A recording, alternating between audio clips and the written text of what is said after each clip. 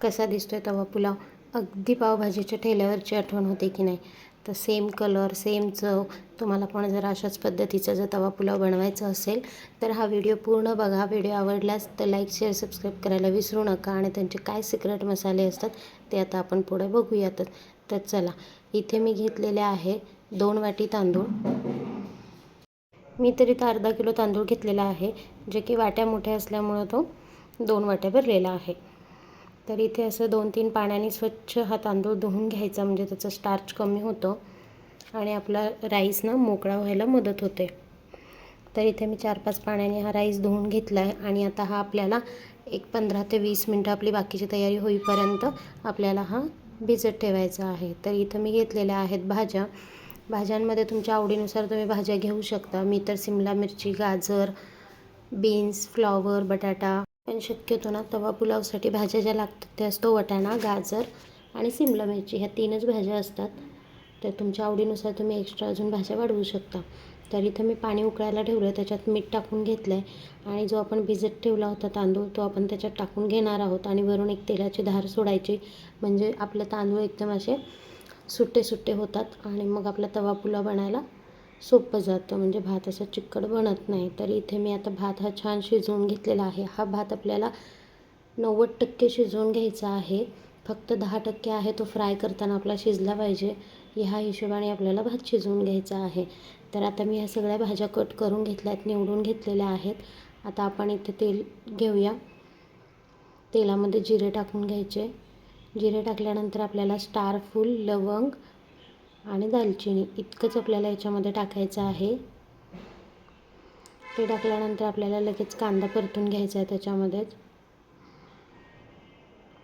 कांदा थोडासा हलकासा परतला की आपल्याला अद्रक लसूणची पेस्ट टाकून घ्यायची आहे. याच्यामध्ये अद्रक लसूणची पेस्ट छान अशी परतून घ्यायची, वास जाईपर्यंत कच्चा. त्याच्यानंतर अगोदर आपल्याला वाटाणे टाकून थोडंसं फ्राय करून घ्यायचं आहे, कारण वाटाणे शिजायला वेळ लागतो त्याच्यामुळे. आणि नंतर ज्या काही आपल्या भाज्या आहेत आणि टोमॅटो हे आपल्याला एकत्रच सगळं टाकायचं आहे आणि ते छान असं फ्राय करून घ्यायचं आहे. थोडंसं मीठ टाकायचं, म्हणजे भाज्या लवकर सॉफ्ट होतात आणि कलर पण चेंज होत नाही भाज्यांचा. तर इथे छान असं परतून घेतलं आणि आता एक वाफ काढून घेऊया आपण झाकण ठेवून, कारण भात तर ऑलमोस्ट शिजलेला आहे. आपल्याला भाज्या थोड्याशा शिजवून घ्यायच्यात. तर इथे असं छान असं परतून घ्यायचं भाज्यांना परत एकदा. आणि नंतर आपण जो बटाटा आहे तो उकडून घ्यायचा असतो. मी एक बटाटा घेतलेला आहे उकडलेला, तो कट केला आहे आणि तो आपल्याला याच्यामध्ये मिक्स करून घ्यायचा आहे. ते झाल्यानंतर आपण याच्यामध्ये लाल मिरची पावडर टाकून घेऊया. याचा सिक्रेट मसाला जो आहे तो पावभाजी मसाला आहे आणि हा गरम मसाला एक आहे. आणि पावभाजी मसाला आहे तो कंपल्सरी तवा पुलावमध्ये पावभाजी मसाला वापरतात. तर जे आपले ठेलेवाले असतात त्यांच्याकडे त्यांचा जो राईसचा जो एक फ्रेग्रन्स येतो तो पावभाजीचा मसाला असल्यामुळं तशी चव येते त्याला. तर तुम्ही एकदा हा करून बघा, हा मसाला वापरून बघा, तेव्हा तुम्हाला कळेल की हा एकदम ठेल्याच्या तवा पुलावसारखाच झालेला आहे. आणि जर तुम्हाला व्हिडिओ आवडलाच तर लाईक, शेअर, सबस्क्राईब करायला विसरू नका.